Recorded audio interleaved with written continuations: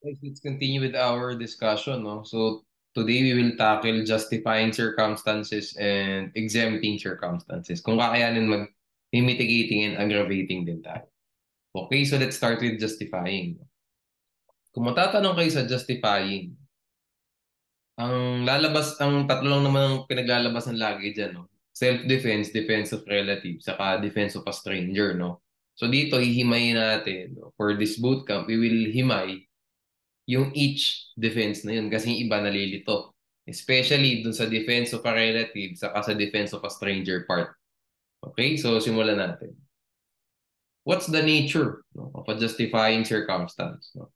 Nakalagay po dyan, tingnan nyo sa first sentence, no, ng Article 11, nakalagay dyan, do not incur any criminal liability. Kumpara nyo po sa Article 12. Sa Article 12, ang nakasulat exempt. Magkaiba po yung do not incur at saka exempt. Why? Because in justifying circumstances, the accused does not commit any crime. Even if there was a killing, sabihin natin, there's no crime. Okay? No? So, for also, no, for all, sa lahat po nung justifying circumstance na nakasulat dyan sa Article 11, lack of criminal intent po ang wala dyan. No? Ang criminal intent po ang wala dyan. Kasi tandaan natin, di ba sa dolo may tatlo? Diba? Freedom, intelligence, and intent o yung tinatawag na malice. Diba? So dito po sa justifying circumstances, lahat po dito walang intent. Pwedeng may freedom, pwedeng may intelligence, pero walang intent. Okay, so let's go. Tandaan natin to pala, no, by the way. In justifying circumstances, no crime. Sa exempting, no criminal liability. Magkaiba po yun. Okay, so let's go to self-defense. Okay, self-defense, no? So alam naman natin yung tatlong requisites niya, no? Yung elements, no? Unlawful aggression, reasonable necessity of the means employed to repel or prevent it, and lack of sufficient provocation on the part of the person defending himself. So alam na natin yung tatlo na yan, no? I-breakdown natin sila isa-isa. Okay? So sa unlawful aggression tayo, what does it mean? It means an actual assault. Ibig sabihin, talagang nangyayari na. Or immediate or imminent assault. Okay? Hindi po yung threatening, hindi po yung intimidating attitude, hindi yung nang death threat pa lang, hindi po sa unlawful aggression. Okay? Kailangan immediate na, parating. Okay. So retaliation is not a self-defense, is not self-defense because the unlawful aggression has already ceased. Ang retaliation sa Tagalog, rest back. Okay? Ang rest back po, hindi siya pwede maging self-defense. No? Kasi yung unlawful aggression on the part of the person, no? Yung person na nag-assault before, no?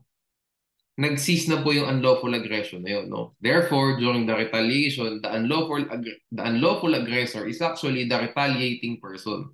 Yung rumeres back. Okay? Lagi itong tinatanong yung retaliation na yan. No? Laging tinatanong yan. Paano pag nagkaroon ng interruption between the unlawful aggression at saka yung quote-unquote defense ng person defending himself. Yung pong defense na yun, that's not defense na technically. No? It's already an unlawful aggression in itself. Okay? Sige. Next, no, the unlawful aggression must come from the person who was subsequently attacked by the person defending himself. No? The person defending himself must not attack a person other than the unlawful aggressor. Okay, no? So, ano example natin? A attempted to stab B. B in his defense, no, stabbed C, A's companion. So, ibig sabihin, si A ang unang naksa kay B. No? So, si B, siyempre, ano yan, didepensa niya sarili niya. Nanaksak siya, pero sinaksak niya si C. No? Yung kasama ni A, probably yung kaibigan niya, yung tropa niya. Was their self-defense? No. The facts did that show that C was a conspirator or an accomplice, di ba, of A in stabbing B. Thus, A should be criminally liable because he stabbed a person other than the unlawful aggressor. Ay,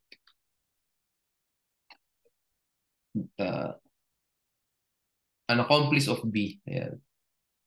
An accomplice of A thus okay, B should be criminal liable because he stopped a person other than the unlawful aggressor. Ang unlawful aggressor dito si A.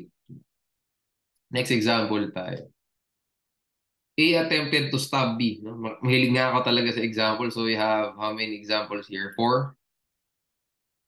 Four, no? Four, hindi pala, four situations. Okay. A attempted to stab B, no? B in his defense. Stab C, no? A's companion. Previous to the incident, A and C attempted to corner B in an alley. No? So, corner nila si B. Was there self-defense? Yes. Because based on the collective acts of A and C, they were conspirators in attempting to kill B. Diba? Kino-corner nila eh. So based on, kasi ang conspiracy, no, we will tackle later. Conspiracy can be proven based on circumstantial evidence, based on analyzing, based on checking the collective acts, no? Yun ang nakalagay dyan, the collective acts of the offenders, no? Of the conspirators, no? And whether they are acting in concert, no? Basically, in the commission of the crime. In this case, makikita mo dun sa facts na magkakuntsaba yan, no? Yung Tagalog, conspirator magkakuntsaba, no? Kasi sila yung dalawa yung nagpupurso kay B. So kahit na si C ang nasaksak ni B, even though si A ang nag-attempt kay B, mayroon pong complete self-defense. Okay? So tingnan yung pagkakaiba ha. Dito sa unang question, wala naman sinabi o wala namang acts na pinakita si C, nakakuntsaba siya ni A. Magkasama lang sila. Okay? Next, A attempted to stab B. B in his defense also attempted to stab A. Basically, pare-pareho lang halos example natin. However, A dodged B's attempts. No? So, ibig sabihin, nung nag-attempt sa akin ni B si A as self-defense, nakaiwas po si A. No? So, ano nangyari nung nakaiwas si A? B was able to stab C, the man behind A. No? So, nanaksak una si A. So, siyempre si B, defense niya yung sarili niya, sasaksakin din niya. Okay? Kaya lang nakailag si A, tinamaan yung tao sa likod. Was there self-defense in this scenario? Yes, no? Because B merely defended himself from the unlawful aggression of A. And he actually aimed at A. Yun po ang pagkakaiba ng first example at saka nitong third. Itong isa, talagang tinarget ni A yung si C. Ito pong isa, si A, ang tinatarget niya si B. It's just that si B nakaiwas, tinamaan niya nasa likod. So, meron pong self-defense, no? Ang pagkakaiba niyan is where where B attempted, where was B aimed at? Kay C ba o kay A? Thus, even though C suffered injuries, A cannot be held criminally liable because he was acting in self-defense. So ngayon, tanong, attorney, should this fall under accident? Should this fall under the exempting circumstance of accident or self-defense? Ayan, no? Nilagay ko rito Article 12, Paragraph 4 yan, accident. No? Or self-defense, Article 11, Paragraph 1. Sa self-defense po dapat, hindi po dapat sa accident. Why? Because A did not commit any crime as provided under Article 11, di ba? Wala pong crime yung pag-attempt na ganun. Did not commit any crime. Tanggalin natin to. No? Ayan. The nature of an exempting circumstance under Article 12 is, sinabi ko na nga sa inyo, pagkakaiba ng exempting sa justifying. In Article 12, the accused commits a crime, but he incurs no criminal liability. In this case po, walang crime si A kasi dinidepensahan lang niya yung sarili niya. See? Nagkaroon tayo ng konting interplay, kaya sabi ko, four scenarios to eh. Ito yung panghuli. No? Lagay natin pala Article 12.4 at saka Article 11.1. Daan nyo, no? So, di ba pwedeng exempted si A, sabing ganyan. Ay, exempted si B.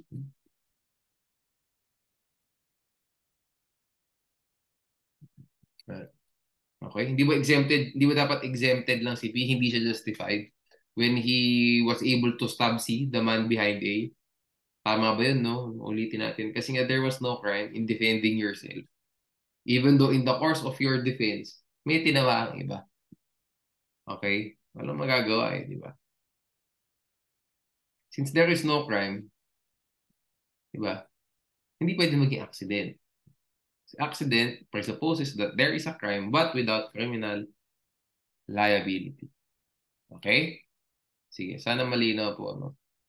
Itong retaliation is not self-defense, no? Pakitandaan po ulit, no? Ito pala, di ko na ilagay dito, no? Differentiate. Let's differentiate. How do we differentiate? How do we differ? Differentiate retaliation o yung rest back na sinasabi ko and self-defense. The difference, no? Hindi ko the difference. Interruption. Hindi pala interruption. Interval of time. Yon. Between no? the time, the unlawful interval of time between the unlawful aggression and the act of the accused. In this case, yung person defending himself. So pag po, ano, so the difference, no, by checking yan. If there's no interval of time, parang malinaw, it's self-defense. Okay.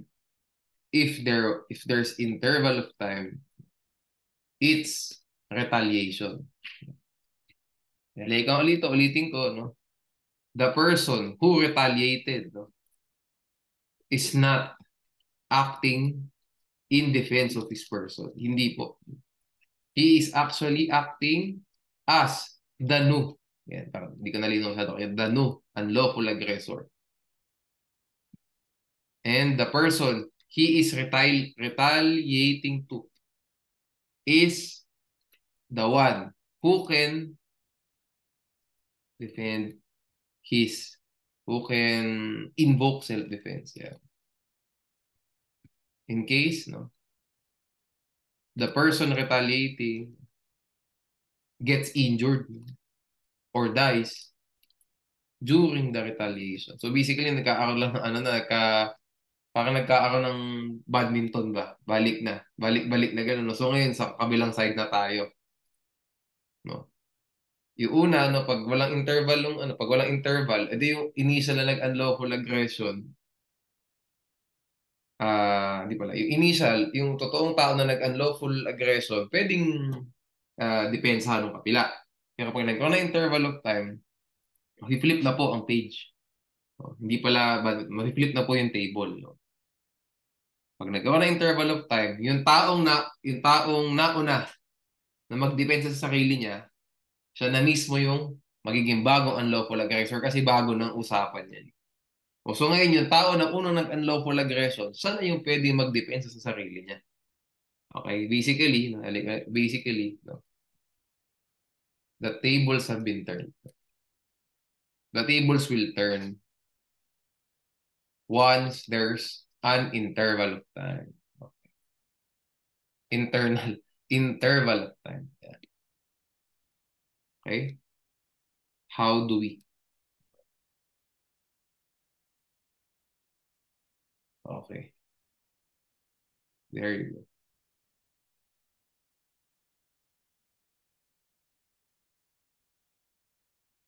Person who retaliated is not acting in defense of his person.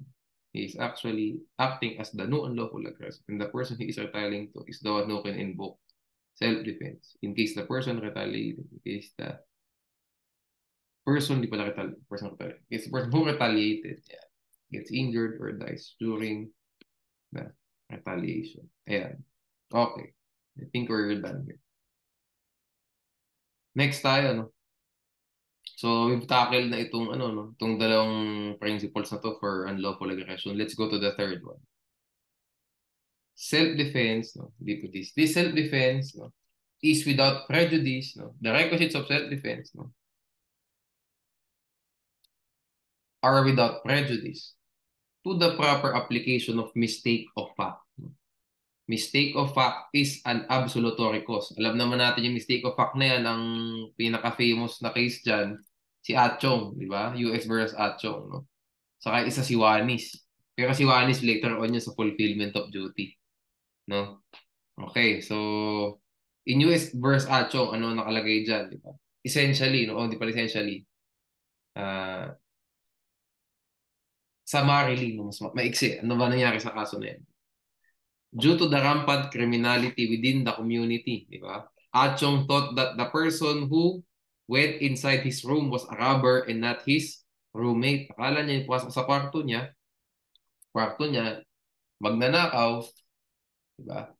Hindi yung roommate niya. So ano ginawa niya? Natakot siya. Sinaksak niya ngayon. Patay yung roommate. O question, di ba? Was Achong held criminally liable by the court? No. Kasi there was mistake of fact that his roommate was an unlawful aggressor. No? So there was mistake of fact na may unlawful aggression on the part of the person who entered the room. So that's why Achong was absolved or was acquitted. No? Wala siyang criminal liability. It's an absolutory cause yung mistake of fact. Normally po ang mistake of fact, no? Nakokonek ang mistake of fact sa justifying circumstances, specifically self-defense. At lagi mistake of fact sa first requisite na yan. No? Sa unlawful aggression. Okay? Later on, we will tackle sa absolutory causes yung mistake of fact kasi mayroon din tatlong requisites yan. No? Huwag natin muna i-tackle at once ngayon lahat kasi masyado nang ma-overload. No? Gugulo yung discussion on self-defense. Okay? Next tayo, example ng mistake of fact. No? A pointed a gun at B. No? So B shot A. Siyempre, ano yan? Depende sa may sarili mo, di ba? It was later revealed that A merely pointed a toy gun at B. Yung pambaril lang, ano lang pala, pellet gun lang pala. Did B commit any crime? No. For the same reason as Acho. Because there was a mistake of fact that A was an unlawful aggressor. Of course, he has the right to defend himself kung totoong baril yun. Akala niya totoo eh. Yung tinutok sa kanya. Eh, hindi pala. Diba? So, liable. No crime, no criminal liability. Okay? So, in other words, honest belief, good faith, no? Hindi naman synonymous, no? Has, yan, the same effect as mistake of fact. Yan. Okay? Tandaan natin yan. Ha? So, mistake of fact as to who was the unlawful aggressor. No? Or was there unlawful aggression. Okay? Okay, next, no? When the aggressor flees, no? The unlawful aggression no longer exists. No? Hence, the one making the defense has no more right to attack the former aggressor. So, parang kadugtong ito po ng retaliation. No? Kadugtong po ng retaliation. Mas maganda pa ilagay natin doon yung retaliation. So, let's put it there. Para makita magkadugtong.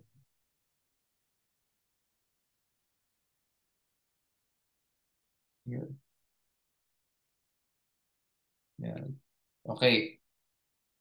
So, pag tumakbo, basically, no? Pag tumakbo, wala nang unlawful aggression. So, if the one making the defense, no, attacks again, the one, no, who was defending himself, attacked the unlawful aggressor after the latter fled the crime scene or the scene, no, the incident, yung pong pag-atake na yun yung unlawful aggression na bago. Same thing as retaliation. Kasi wala nang unlawful aggression. Nagkaroon na lang, as I said, interval of time. No? Hindi na siya continuing. Okay? However, okay. Wala, no? Balik. Ayan, no? So, however, if the purpose of the aggressor in retreating is to take a more advantageous position to ensure success of the attack that already began, that was already attack already begun by him. Okay. The unlawful aggression is considered still continuing. So, yung accused, no, in this case, yung person defending himself can still, diba, make his defense against the unlawful aggressor. No? Pero pag yan, nagkaroon na po ng break, no? Nagkaroon ng interruption dun sa continuity ng unlawful aggression, yung taong dumidepensa sa sarili niya, pag umatak pa yan, siya niya unlawful aggressor, just like retaliation. Okay? Ano to? There is no unlawful aggression when there is an agreement to fight. Okay? However, when there is an aggression ahead of the stipulated time and place of the fight, there is unlawful aggression. Okay. Ito gusto ko itanong, no? Kasi 2019 bar exam to.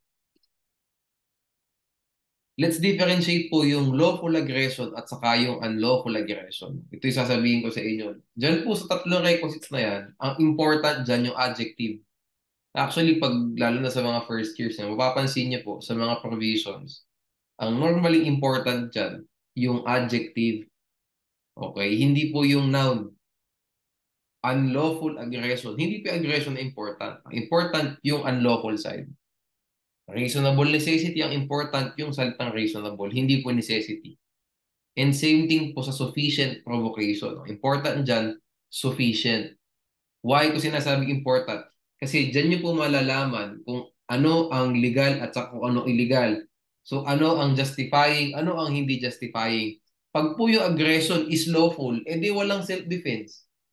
Pero pag the aggression is unlawful, may self-defense. Diyan po nagkakaroon ng make or break situation lagi. No? Lawful versus unlawful aggression. Hinuli ko siya for unlawful aggression. Okay? Kasi bar question to. In dire need of money, Mr. R decided to steal from his next door neighbor, Mrs. B. Okay? On the night of May 15, 2010, no, Mr. R proceeded with his plan and entered Mrs. B's bedroom by breaking one of the windows from the outside. Okay? Finding Mrs. B sound asleep, no?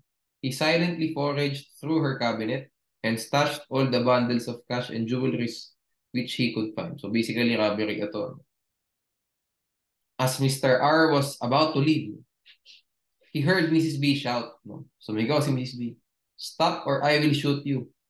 And when he turned around, he saw Mrs. B cocking a rifle which was pointed at him. Fearing for his life, Mr. R then lunged at Mrs. B and was able to wrest the gun away from her. So nakuha yung baril, no? Nakuha ng lalaki yung baril ni Mrs. B, yung rifle. Thereafter, Mr. R shot Mrs. B, which resulted in her death. Siyempre, okay. Mr. R's deeds were discovered on the very same night as he was seen by law enforcement authorities fleeing the crime scene. May Mr. R validly invoke the justifying circumstance of self-defense. What did I say? We have to differentiate lawful aggression and unlawful aggression. Okay?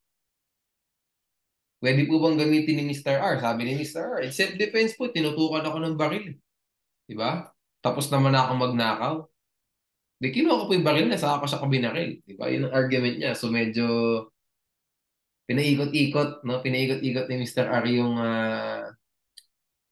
yung argument niya. Siya pa yung naging biktima ng huli. Eh, siya na nga yung nagnakaw. Diba? Anyway, pwedeng mangyari yan in real life. Siyempre, no? So what's the answer? No? No. Mr. R cannot invoke, no, the justifying circumstance, no, of self-defense because the aggression of Mrs. B was lawful. Lawful po yung aggression na yun. An owner can lawfully protect his belongings from robbers. Thus, Mr. R cannot invoke the justifying circumstance of self-defense because the first element is absent. Di ba guys? What's that first element? Unlawful aggression. Lawful eh. Imagine guys, ganyan kahaba yung sagot, hindi mo kailangan ng mag-invoke ng kahit isang kaso para masagot yan. Makikita niyo po yan, common theme yan sa bar exam. Ang hahaba ng mga facts, no? Ang hahaba ng mga facts, pero nasasagot sila using codal provision. If you really understood, if you actually understood, if you deeply understood the code, like that. Sinasabi ko na sa inyo ngayon, maganda na nakita nyo na. No? Ganun lang kasimple. Ang haba ng facts, ng sagot ng ganun kaiksi. That happens. Dahil sa basic adjective. Okay. Every year pala, by the way, tinatanong ang self-defense na yan. Either itetest kung alam niyo yung application ng tatlong requisites or i-relate po siya sa mistake of fact. Pagko-combine. Kayo bahala kung paano yung gagawin niyo. Di ba? Pag sa bar. Anyway, I will guide you naman no, sa mga principles, no, paano breakdown in this bootcamp. Okay? Sige. So, next tayo, no? Reasonable necessity of the means used to repel or prevent it. Again, ang important dyan is reasonable. What does reasonable mean? It means rational equivalence. No? Ilang kailangan niya sa word sa requisite na yan, yung reasonable side lang. So, hindi po material commensurability. What does material commensurability? Ibig sabihin niyan, kung kutsilyo ginamit, kutsilyo lang dapat ang gagamitin mo. Kasi material ibig sabihin commensurate. Kung ano yung pinakita, yun ang ibabalik. Diba? Pareho lang. No? Hindi po yung ibig sabihin ng reasonable. It only requires rational equivalence. So what does that mean? No? Case-to-case basis yan. Okay? Pag sinabi mo rational, what does rational mean? Diba? Rational means, no? It makes sense. Basically, yan ibig sabihin ng rational. Sensible, di ba? Logical, di ba? Reasonable nga, no? Ano ba? Ano kayo? Logical, well-reasoned. Reasonable, sensible. No? Yan ang mga synonyms ng rational, no? So, dapat, sensible lang in short, no? Yan pala. Rational pa kasi, no? Another word for this is, there is sensible equivalence. Yun, mas maganda pakinggan, di ba? There is logical equivalence. No? Pero di ko na ilalagay dito kasi wala naman sa people verse encomienda yung logical na yan. Okay? Rational equivalence ang ginamit. Para sa atin na lang. No? Tingnan nyo lang, was it logical for the person defending himself to use whatever he used no, to defend himself? Or was it too much? Was it unreasonable already? Okay, so may mga illustrations tayo dito. Knife is rational equivalent to a gun, no? Kasi, di ba, logical eh. No?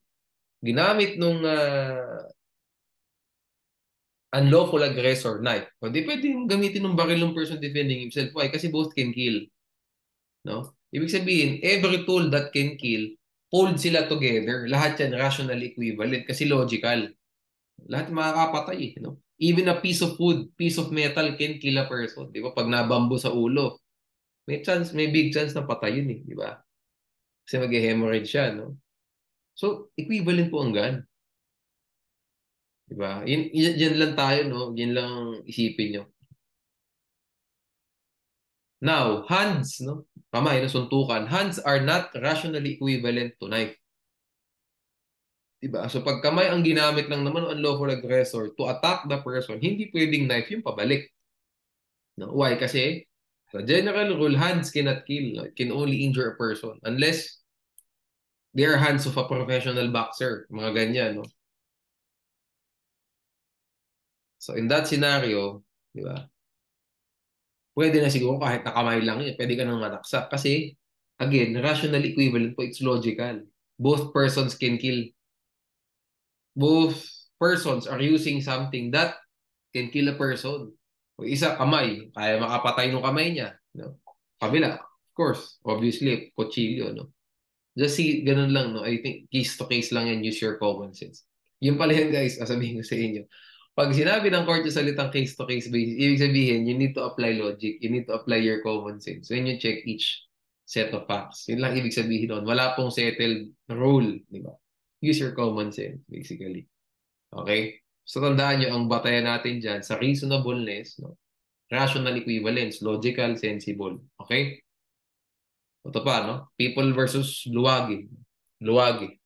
An attempt to rape a woman constitutes an aggression sufficient to put her in a state of legitimate defense, inasmuch as the woman's honor cannot be esteemed as a right as precious, if not more than her very existence. So in Tagalog, no, yung honor ng babae ay kasing precious o kasing halaga ng kanyang pagiging buhay, basically. Yung dangal, yung dangal niya kasing halaga ng kanyang buhay. If not more important. Okay. Therefore, a woman imperiled, no, of rape, no, of an attempt to rape, no, may kill her offender if that is the only means left for her to protect her honor from so grave an outrage. So, pwedeng patayin kasi rationally equivalent ulit. Honor and killing. Okay? Ayos tayo dyan. No? Ito naman, hindi masyadong haba discussion for reasonable necessity kasi, as I said, common sense nga. So, you can check naman sa facts eh. Tinidap yung tao, eh, pwede na talagang pumatayan. Diba? Mga ganun. No? Kasi it's logical. No? Okay? Next, no? Ito, mas mahaba ang discussion natin for this one. Marami tayong examples. No? Lack of sufficient provocation on the part of the person defending himself. So, what's the important word again? Sufficient. No? What does sufficient mean? It means proportionate. Yan, kinapit, ibinold ko dyan. No? It means adequate. No? Adequate to stir the aggressor in committing the act. Okay? So if there was sufficient provocation, then there is incomplete self-defense. Two of the three no, ang present lang. May isang absent. Okay? If sufficient provocation. But if there is lack of sufficient provocation, so there is lack of proportionateness, proportionality, lack of adequacy. Okay? Hindi siya adequate, hindi siya proportionate, hindi siya sufficient. No? Then we have a complete self-defense. Okay? So let's check. No, there are 4 instances. No, where the third requisite is present in favor of the accused. Ibig ko sabihin dito, i.e., no, there is lack of sufficient provocation. Sufficient provocation. Okay? These are the instances when the third requisite is present in favor of the accused, i.e., there is lack of sufficient provocation. First one is where the accused, no, the person defending himself, made no provocation at all. Wala talaga sa provocation na ginawa. Next, where the accused made an insufficient provocation. Kasi nga lack of sufficient provocation. The next, where there was sufficient provocation, but it was not given by the accused. So, sa ibang tao galing. Okay? Last, no? Where there is sufficient provocation and given by the accused, but it was not proximate and immediate to the act of aggression. Why? Kasi nga provoke eh. If it's not immediate to the act of aggression, wala nang provocation kasi nakumalma ka na. Di ba? So, pag makikita niyo po ito ng provocation, mababanggit to thrice, no? Mababanggit to one sa Article 11, one sa mitigating circumstance, and then one sa aggravating circumstance. Lahat po dyan, lahat dapat ng provocation, immediate. Kasi nga po, when someone is provoked, di ba? In the heat of, ano yan eh, heat of anger yan eh, di ba? Ano pa siya, excited, no? Mataas pa yung kanyang temper, no? And if there would be an interruption, if it's not proximate, if it's not immediate, no? If it's remote, if the provocation is remote from the act of aggression, wala na talagang provocation at all, no? Kasi clear na po yung mind. Kumalma na. Okay? So tingnan natin no, yung first, second, third, fourth. No? First, no, there's none. Suddenly, A stabbed B. So B shot A to defend himself. Wala pong sufficient provocation kasi nga there's no provocation at all. None. Wala problema dyan. Yan yung usual na yung mga example. Eh. Next tayo, insufficient provocation. A was the employee of B. Empleyado ni A si B. No? Si B po yung employer. B shouted at A because of mediocre work. Sinigawan niya. No? Pangit naman ang trabaho mo. Blah, blah, blah. Therefore, A stabbed B o si A sinuntok si B. Sabihin natin. Huwag pa lang suntok. No? Hence, no? A stabbed B. Okay? As a defense, B shot A. Oh. Ulitin natin. No? Basically, ano yan, tatlong ping-pong yan, tatlong balikan. No? Yung una nating, yung una natin, ito, dalawang balikan lang. No? Dalawang ganun lang. Okay? A stabbed B, so B shot A to defend himself. Okay, so complete self-defense kasi nga no provocation at all. Yung next natin, tatlong balikan po ito. Sinigawan ni B si A. So si A napuno, sinaksak si B. Anong ginawa ni B? Binaril niya si A. Tatlong balikan. In this scenario po, present din ang third requisite because there was lack of sufficient provocation. Kung na-provoke man po si A, it was insufficient. Nakikita nyo? Tatlong balikan, di ba? Next tayo, third instance. No? There was sufficient provocation but it was not given by the accused. How does that happen? Okay. B has a son. No? His name is C. Ayan. C slapped A's face. So si B may anak. Anak niya si C. Okay. Ano ginawa ni C? Sinampal sa mukha si A. Okay. So anong nangyari kay A? Siyempre, galit siya. No? Nagalit si A, sinaksak ni A si B. So anong ginawa ni B? Binaril niya si A. In this scenario po, present din po ang third requisite kasi there is lack of sufficient provocation. Why? Nakasulat po dyan, on the part of the person defending himself. Diba? Ito, on the part of a third person eh. Diba? Anyway, you get it, diba? Nakalagay na dito sa third and not nito. It was not given by the accused. It was not given by the accused in this case. It was given by his son. Okay? So, ilang balikan po ito, no? So, ito una, no? C slap A. Tatlo ulit, no? So, anong ginawa ni A? Sinaksak niya si B. So, anong ginawa ni B, no? Sinaksak siya ni A.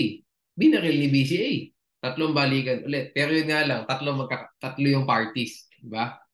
Dito po, tatlong balikan sa second instance natin. Tatlong balikan. Pero dalawa lang yung character sa istorya. BA, AB, BA. O, itong third instance naman, CA, AB, BA. O, di ba? Kasi nga it came from a third person, not the accused. Yung sufficient provocation. Ano yung sufficient provocation dito? Sinampal. Okay? Fourth instance tayo. It's not immediate. Ano? A slap B. 1 week later, B stab A. So A shot B. Malaki na po yung interval ng time between the provocation and the unlawful aggression. That's why there is no sufficient provocation kasi wala na. It's absent na nga eh. There's no more provocation. So ilang balikan po ito? Tatlo. Ano ba pinagkaiba dito? Yung interval ng time lang. So una muna, sinampal ng A si B. Nakalipas sa isang linggo, si B naman sinaksak si A. Basically, nagkaroon na sila ng kagalitan. Ano sinaksak ni B si A, binakil ni A si B. Is there complete self-defense? Yes. There is complete self-defense. Okay? Kasi there was unlawful aggression on the part of whom? B. Diba? Was there reasonable necessity of the means used to repel or prevent it? Yes. Kasi stabbing, knife is rational equivalent to gun. Pasok tayo sa second requisite. Third, was there lack of sufficient provocation on the part of the person defending himself? Yes, also. Kasi it was not immediate. The provocation, though it is sufficient, is not proximate and immediate to the unlawful aggression. Okay, so in all of these instances, there is lack of sufficient provocation. So the accused, may become justified for stabbing the other person, for killing, for killing the other person due to self-defense. For killing, okay.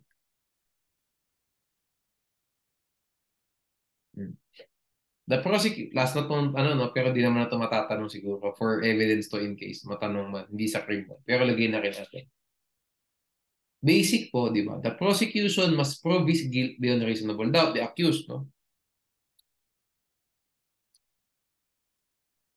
However, if the accused alleged a justifying circumstance, such as self-defense, inallege po ni accused, he must show by clear and convincing evidence all the elements of self-defense. Otherwise, conviction follows. Kasi po sa self-defense, pwede magkaroon ng reverse trial dyan. Kasi inamin ni accused eh. Anyway, ang normal order of trial kasi, ang regular order of trial, prosecution na magsisimula. Diba? Kaya kapag po inamin ni accused, no, na pinatay niya, pero invoke siya ng self-defense, maki-reverse po yung trial. Ang mauna po mag-present ng evidence si accused. Kasi syempre, inamin mo na pinatay mo. So you need to prove now that all of the requisites, the elements of self-defense are present. Okay? If you cannot, convicted tayo. Okay? So what does clear and convincing evidence mean? It is defined as the quantum of proof that is greater than,